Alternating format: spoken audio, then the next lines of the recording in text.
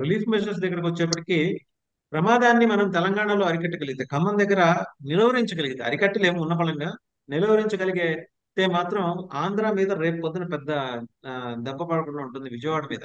ఎందుకంటే almost city is cordon with water four sides అండి, four corners నుంచి. Live లో జాయిన్ అయ్యారు మస్తాన్ రావు గారు. అయితే ఆయన మాజీ ముఖ్యమంత్రి జగన్మోహన్ రెడ్డి గారి నివాసం, మీకు ప్రియమిత్రుడు, వారి నివాసం దగ్గర నుంచి ఆయన లైవ్ లో ఉన్నారు. ఆయన అడిగితే చెప్తారు అక్కడ పరిస్థితి సార్ ఏంటనేది. ఇప్పుడు ఇందాకంతా చెప్పారు. ఉమ్.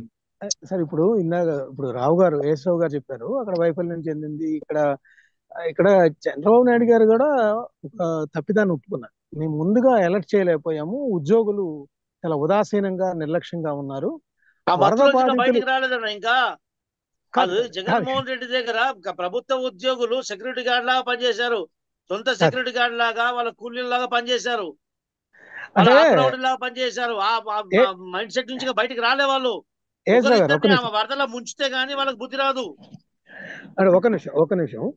ఆ, అంటే ఇప్పుడు ఆ, చంద్రబాబు నాయుడు గారు చెప్తా ఉన్నారు, నేను 1995 సీఎంని, 2024 సీఎం కాదు, 1995 సీఎంని, అది గుర్తుంచుకోండి అనేది వారిని చేస్తున్నప్పటికీ కూడా గత 4 రోజులుగా వరద సహాయ ప్రాంతాల్లో ఉద్యోగుల పనితీరు చాలా దారుణంగా ఉంది, ఆదుకోలేకపోతున్నారు. వాళ్ళ యొక్క ఏదైతే వాళ్ళ నిజమైన సామర్థ్యం ఉందో అవన్నీ కూడా వెల్లడించలేకపోతున్నారు కూడా.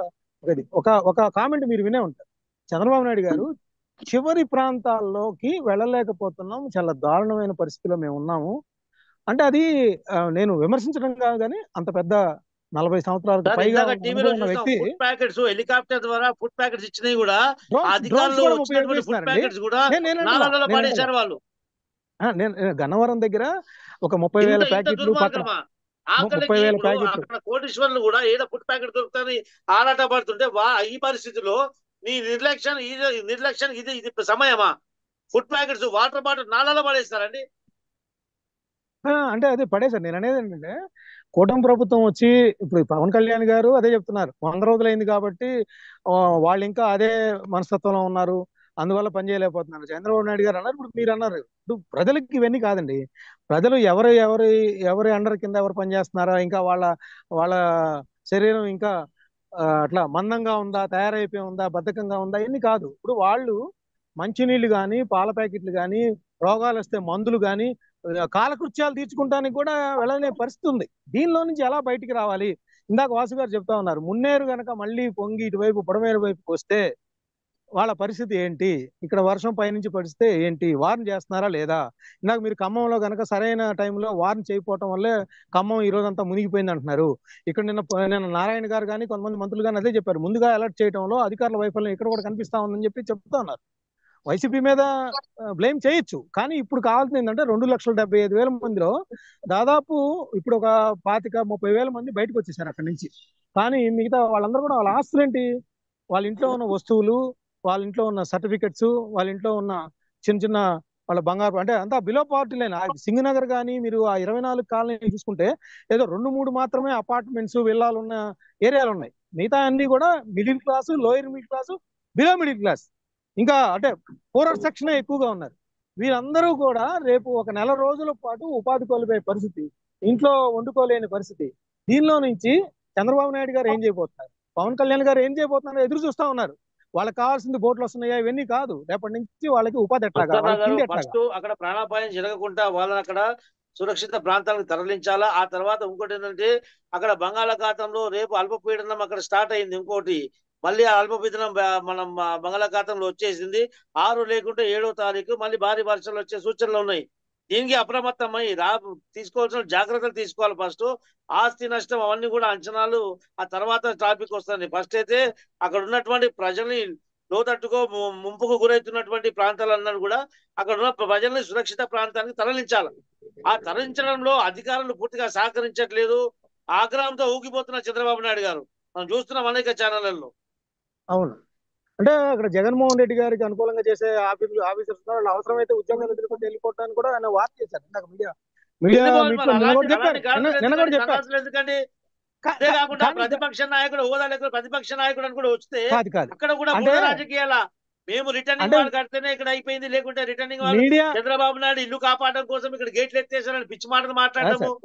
మీడియా మీట్లలో కానీ ప్రెస్ మీట్లలో కానీ చెప్పడం కాదు, యాక్షన్ ఏది అంటే ఇగో ఈ ఆఫీసర్స్ ఇలా చేయలేకపోతున్నారు, ఆయన దగ్గర అధికారం ఉంది, వాళ్ళకి యాక్షన్ చేయండి. ఇద్దరు ముగ్గురు సస్పెండ్ చేయడం డిస్మిస్ చేయడం చేస్తే తప్పితే వీళ్ళు దారిలోకి వచ్చే ఖచ్చితంగా పరిస్థితి ఉండదు ఇందాక కదా. చెప్పారు, ఇంకో 1 అవర్ ముందు చెప్పారు, ఖచ్చితంగా సస్పెండ్ చేస్తాము, మంత్రులు కూడా పని చేయకపోతే వాళ్ళ మీద కూడా యాక్షన్ తీసుకుంటామని చెప్పారు. ఇప్పుడు మీరు చెప్పారు నిన్న 30,000 ఆహార పొట్లాలు పక్కన పడేశారన్నారు, ఎంతమంది మీద యాక్షన్ తీసుకున్నారు?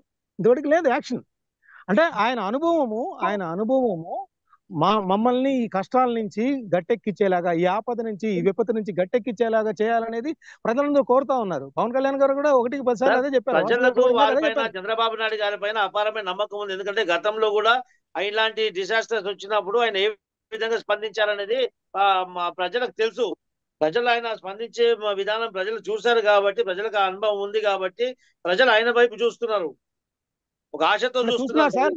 చూస్తున్నారు. చూస్తున్నారు అంటే రైట్ ఇప్పుడు అండి, let us hope అక్కడ so. అంటే పదుల ఎవరో ఇచ్చారు. సంఖ్యలో చంద్రబాబు నాయుడు గాని, సార్, చంద్రబాబు పదుల నాయుడు సంఖ్యలో తెలుగుదేశం మృతదేహాలు పార్టీ శ్రేణులంతా పదుల కూడా సంఖ్యలో మా కార్యకర్తలు కూడా అక్కడ మృతదేహాలు వెళ్ళేసి బయటపడుతున్నాయి. స్వచ్ఛందంగా హైదరాబాద్ నుంచి కూడా అక్కడికి వెళ్ళేసి తినుబండారాలు కానీ, వాటర్ బాటిల్స్, బ్లాంకెట్స్ కానీ సప్లై రైట్ చేస్తున్నారు.